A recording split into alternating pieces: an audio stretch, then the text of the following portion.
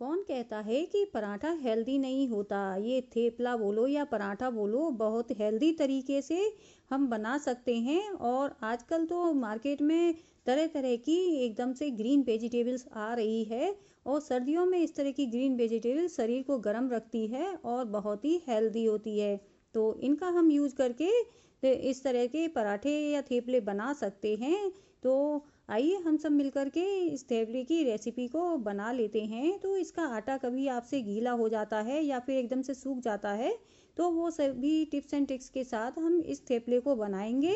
तो आपका आटा लास्ट तक एकदम से वैसा ही रहेगा जैसा आपने बनाया है। और ऐसे नरम नरम और सॉफ्ट वाले थेपले आप किस प्रकार से बना सकते हो, और ये एकदम से हेल्दी होने के साथ साथ टेस्टी भी है। तो हम इस रेसिपी को जल्दी से जल्दी और बहुत ही हेल्दी वे में बनाएंगे। और ब्रेकफास्ट में आप इसे दे सकते हैं, और बच्चों के टिफ़िन में भी आप इसको रख सकते हैं। और इसमें इसके लिए आपको किसी भी वेजिटेबल की एक्स्ट्रा ज़रूरत नहीं होती। आप अचार के साथ, रायते के साथ, या फिर आप दही के साथ इसको सर्व कर सकते हैं। तो जो मेरे चैनल पर नए हैं तो मेरे चैनल को सब्सक्राइब कर दीजिए, और आगे बेल का बटन दिया गया है, तो चलिए बेल का आइकन प्रेस कर दीजिए। तो हम रेसिपी बनाना शुरू कर लेते हैं। तो चलिए, इसको बनाने के लिए मैंने ये बथुआ लिया है। तो बथुआ से हमें रायता बनाना है। तो सबसे पहले हमने इसको साफ़ कर लिया है अच्छे से, और इसको अच्छे से वॉश करके हमने इसको बॉईल करने के लिए रख दिया है। तो कितना बॉईल करना है, चलिए ये भी मैं अभी आगे बता देती हूँ। अब हम ले लेते हैं ये मेथी। मेथी को हमने इसके पत्ते पत्ते निकाल लिए हैं, और इसी तरह से पत्ते वाली हमें मेथी चाहिए, हमें इसकी डंडियाँ नहीं चाहिए, क्योंकि हम थेपले में ज़्यादा मोटी डंडियों का यूज नहीं करेंगे। इस तरह से मैंने इसको कट कर लिया है। और इसको साफ़ करने के बाद हमें अच्छे अच्छे से वॉश करना है। और चलिए, ये बथुआ भी हमारा बॉयल हो गया है, इसको चेक कर लेते हैं। तो मैंने इसको हल्का सा दबा के देखा, तो ये सॉफ्ट हो गया है।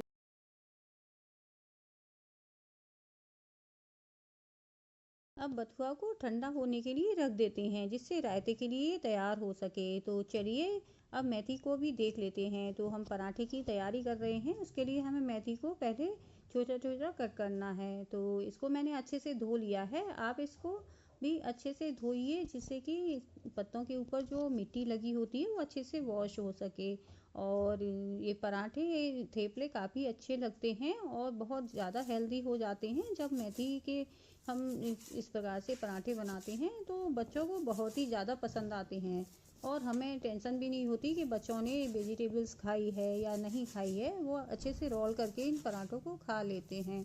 तो चलिए, ये बातों ही बातों में मैंने ये मेथी को भी चॉप कर लिया है। और इसी तरह की छोटी छोटी मेथी आप कट करिए, जिससे पराठे आपके फटते नहीं हैं। तो चलिए, पराठे के लिए आटा लगा लेते हैं, यही सबसे ज़्यादा इम्पोर्टेंट है। यदि आपका आटा अच्छे से लगा है, तो आपके पराठे बहुत बढ़िया बन के आएंगे। तो आटा लगाने के लिए सबसे पहले एक बर्तन में मेथी को ले लिया है, और उसमें हम नमक डालेंगे। तो सबसे पहले हमें इसमें नमक डालना है, क्योंकि हमें इसका पानी रिलीज करना है। जब भी कोई भी वेजिटेबल कटी हुई होती है, तो वो नमक के साथ रिएक्शन करती है और अपना पानी छोड़ती है। तो जितना पानी इसको छोड़ना होगा, एक ही बार में छोड़ देगी। तो इसको हल्का सा इस तरह से मिक्स कर देंगे, और 1 से 2 मिनट के लिए इसे ऐसे ही छोड़ देंगे। तो ये देखिए, इसने अपना मॉइस्चर छोड़ दिया है। मैं आपको दिखा देती हूँ।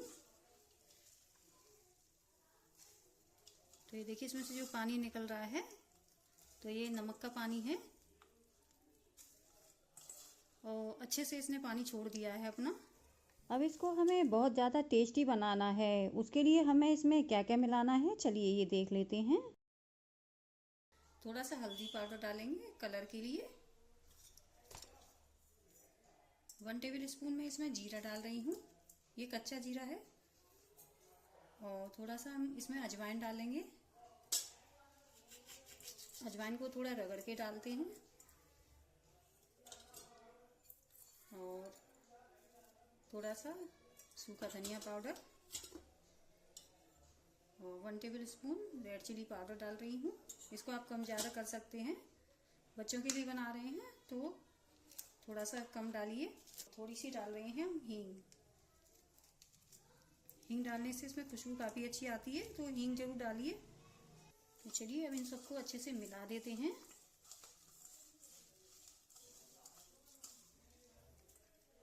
आपको जितना आटा लगाना है उस हिसाब से आटा ले लीजिए। तो मैं 2 कटोरी के हिसाब से मैं इसमें आटा ले रही हूँ। अब मैं इसमें आधा कटोरी बेसन डाल रही हूँ। आप जैसे 3 कटोरी आटा ले रहे हैं तो 1 कटोरी बेसन।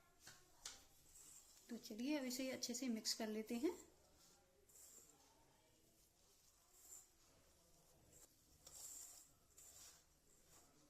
अब इसमें पानी थोड़ा थोड़ा करके डालेंगे। तो मैं ये बथुआ का पानी यूज कर रही हूँ। उसके बाद जो भी पानी की ज़रूरत होगी वो हम सादा पानी यूज करेंगे। अब हमें डोह कैसा प्रिपेयर करना है वो मैं आपको बता देती हूँ। तो पराठे से थोड़ा सा टाइट होना चाहिए डोह और पूरी से थोड़ा सा नरम, जिससे हमारे जो थेपले हैं वो बहुत ही बढ़िया खस्ता बन के तैयार होंगे और खाने में बहुत ही टेस्टी लगेंगे। तो चलिए हमारा डोह तैयार हो चुका है। अब चलिए इसको थोड़ा सा तेल से ग्रीस करेंगे और अच्छे से इसे मैश कर लेंगे। तो इसे तेल डालने के बाद हमें अच्छे से मैश करना है जिससे कि ये एकदम से बढ़िया सा डोह तैयार हो जाए। तो चलिए इसे थोड़ी देर के लिए रेस्ट करने के लिए रख देते हैं। अब रायता बना लेते हैं। रायता बनाने के लिए बथुआ हमारा ठंडा हो गया है और इसको मैंने पीस लिया है। तो आप मिक्सी में चाहे तो मिक्सी में पीस लीजिए, अन्यथा इस तरह से चकले पर पीस सकते हैं। और इस तरह दबाने से भी एकदम से सॉफ्ट हो जाता है। पिसे हुए बथुए को बाउल में निकाल लेते हैं और अब इसमें थोड़ा सा मिलाएंगे दही। जितना रायता बनाना है उस हिसाब से आप इसमें दही मिला लीजिए। अब इसको अच्छे से मिक्स करेंगे और इसे जितना पतला गाढ़ा करना है उस हिसाब से इसे सेट करेंगे। तो मुझे थोड़ा सा पतला चाहिए था तो मैंने थोड़ा पानी मिला के इसे अच्छे से सेट कर लिया है। और ऐसी ही कंसिस्टेंसी वाला रायता खाने में अच्छा लगता है। तो चलिए इसके लिए एक तड़का तैयार कर लेते हैं। तो एक छोटी सी चम्मच मैंने ली है तड़का के लिए, बहुत थोड़ा सा घी लिया है। बिल्कुल इस टेबल स्पून पे नोक पे लेके घी डालना है, ज़्यादा नहीं लेना है। अब इसमें थोड़ा सा डाल देते हैं हींग और हींग के साथ हमें इसमें थोड़ा सा जीरा डालेंगे और जीरे को अच्छे से चटकने देंगे और इसको जल्दी से हम रायते में मिक्स कर देंगे। तो ये हींग जीरे का जो तड़का होता है वो बथुए के रायते में बहुत ही बढ़िया फ्लेवर का काम करता है। तो आप इस को ज़रूर से ट्राई करिए। और रायता ये ठंडक भी नहीं देता है और ये बथुआ हमें सर्दियों में ही मिलता है और सर्दियों में ये ठंडा ठंडा रायता और गर्मा गर्म पराठे साथ में कॉम्बिनेशन बहुत ही टेस्टी लगता है। अब रायता में थोड़ी सी लाल मिर्च पाउडर डाल देते हैं। बच्चों के लिए बना रहे हैं तो कम डालिए।